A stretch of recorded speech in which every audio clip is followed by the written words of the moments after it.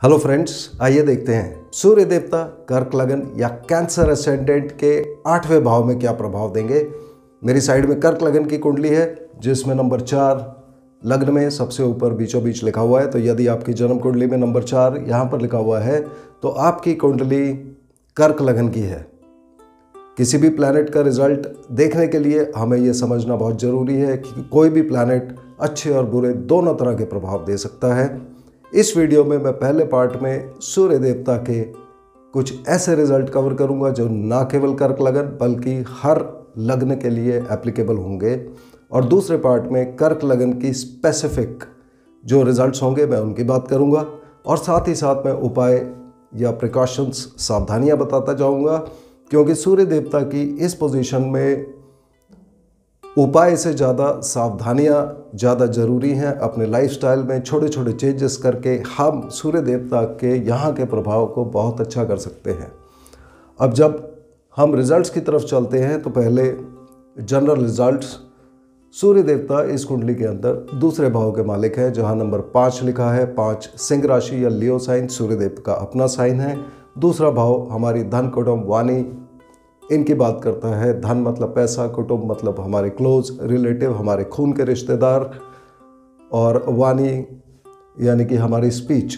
8वां भाव जो है ये प्रॉब्लम्स दिखाता है, लड़ाई झगड़ा, छुपी हुई चीज़ें दिखाता है, और ये हमारा पैतृक धन इत्यादि भी दिखाता है।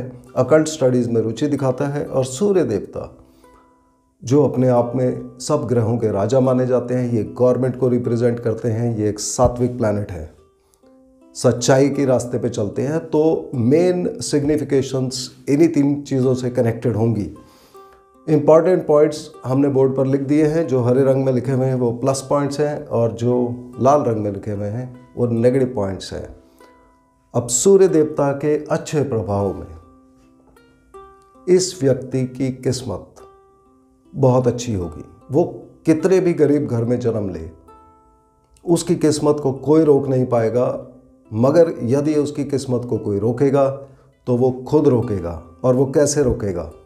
सूर्य देवता जो राजा है, राजा चोरी नहीं करता, और यदि ये व्यक्ति चोरी की आदत डाल ले तो सूर्य देवता के प्रभाव खराब हो जाएंगे। तो ये एक लाइफस्टाइल प्रिकॉशन है सूर्य देवता के इफ़ेक्ट्स अच्छे करने के लिए। दूसरी चीज़, राजा कभी भीख नहीं मांगता। तो यदि ये व्यक्ति भीख मांगना शुरू कर दे तो इसको भीख भी नहीं मिलेगी। अब सूर्य देवता 8वें भाव में बैठे हैं, जो कि झूठ बोलने का, हर चीज़ छुपाने का भाव है। मगर सूर्य देवता तो राजा है, सात्विक प्लैनेट है। तो इस व्यक्ति को हमेशा सच्चाई का साथ देना चाहिए, सच्चाई के रास्ते पर चलना चाहिए। तब सूर्य देवता यहाँ बहुत अच्छा रिजल्ट देंगे, और इस व्यक्ति के दुश्मनों को और किसी भी तरह की तकलीफ को अपने आप ही ख़त्म कर देंगे। इस व्यक्ति को गवर्नमेंट में नौकरी मिलेगी, गवर्नमेंट में तरक्की मिलेगी। इसकी 22 साल की उम्र से लेकर 45 साल तक, यदि सूर्य देवता के इफ़ेक्ट अच्छे हैं, क्योंकि सूर्य देवता गवर्नमेंट दिखाते हैं।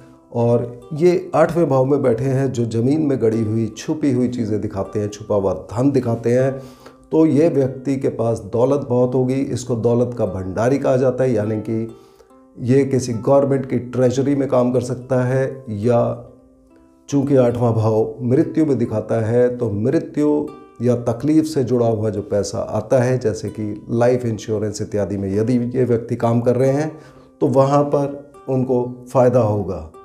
8वां भाव मृत्यु का भाव भी है। ये हमारी आयु दिखाता है, यानी कि मृत्यु भी यहीं से देख सकते हैं।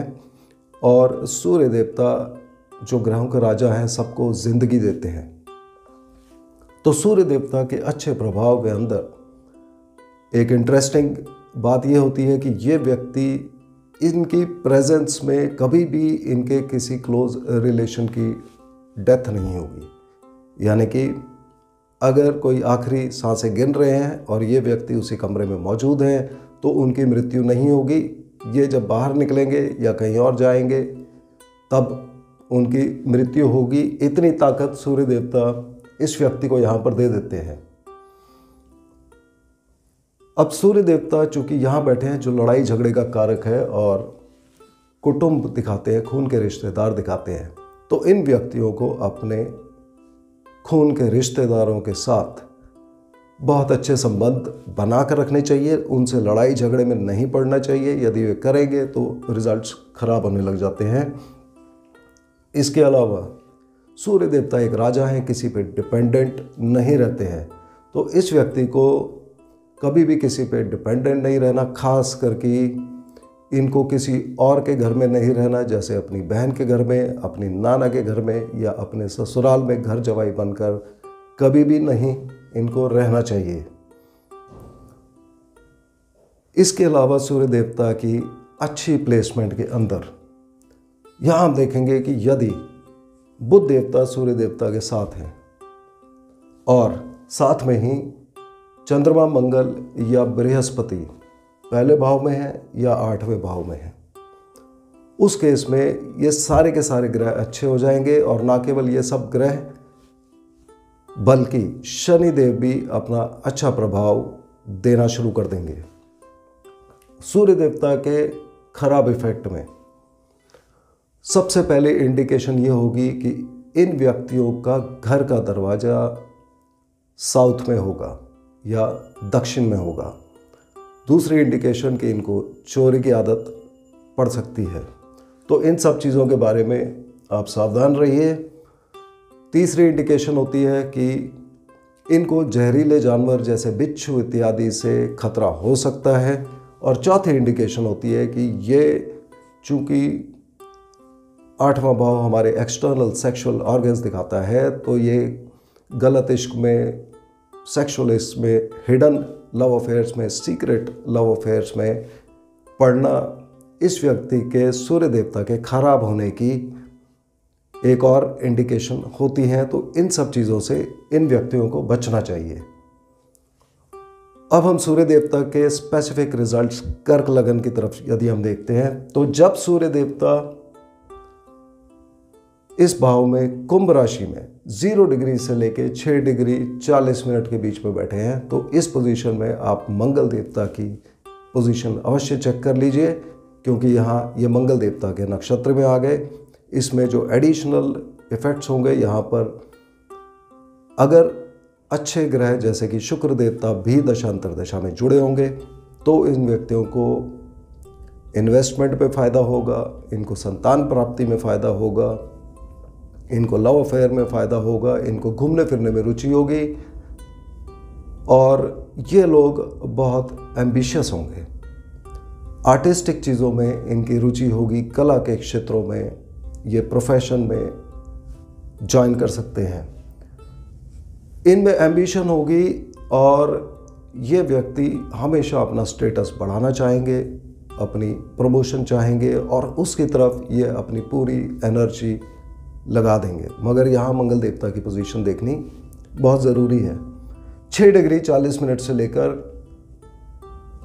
20 डिग्री तक जब सूर्य देवता कुंभ राशि में यहाँ बैठे होंगे, तब ये राहु के नक्षत्र में होंगे। तो राहु की प्लेसमेंट अपनी कुंडली में देखनी बहुत आवश्यक है। अगर राहु अच्छे घरों में बैठे होंगे, अच्छे प्रभाव में होंगे, तब रिजल्ट्स अच्छे होंगे।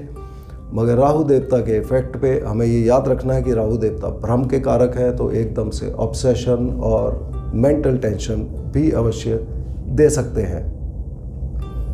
सूर्य देवता जब इसी कंडीशन में 20 डिग्री से लेके 30 डिग्री के बीच में बैठे होंगे, तब यहाँ पर ये रोग, ऋण, शत्रु, कोर्ट केस, दुर्घटना इत्यादि दे सकते हैं। इस केस में बृहस्पति देवता की प्लेसमेंट देखनी बहुत आवश्यक है, क्योंकि ये बृहस्पति देवता के नक्षत्र में होंगे, जो कि 6ठे भाव के मालिक हैं। अब 6ठा और 8वां भाव एक साथ एक्टिव हो गया। यदि शुक्र देव दशांतर दशा में जुड़े होंगे, तो इनको नौकरी में फ़ायदा मिलेगा, इनको कोर्ट केसेस में फ़ायदा मिलेगा, कॉम्पिटिटिव एग्ज़ाम्स में, स्पेशली गवर्नमेंट के कॉम्पिटिटिव एग्ज़ाम्स में इनको फ़ायदा मिलेगा और सामने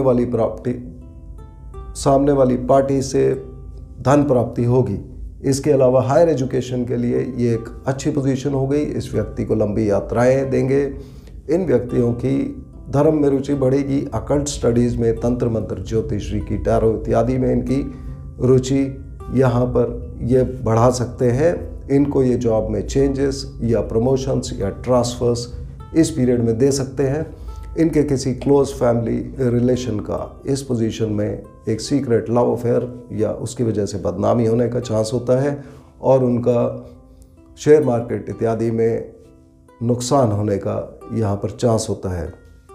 तो सूर्य देवता की ओवरऑल पोजीशन अगर हम देखते हैं तो हमने अभी तक यही देखा कि इस व्यक्ति की किस्मत बहुत अच्छी होगी, उस किस्मत को कोई भी ख़राब नहीं कर पाएगा। सिर्फ ये व्यक्ति खुद अपने बुरे कर्मों से ही अपनी किस्मत खराब कर सकता है।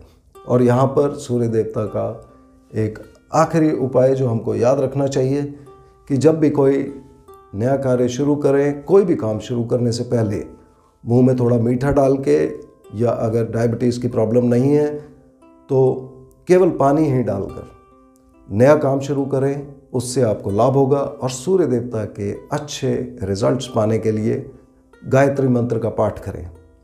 ये सब करने से सूर्य देवता आपको अच्छे इफेक्ट देंगे। मुझे उम्मीद है आपको आज का वीडियो पसंद आया होगा। अगले वीडियो में हम फिर मिलते हैं, तब तक के लिए धन्यवाद।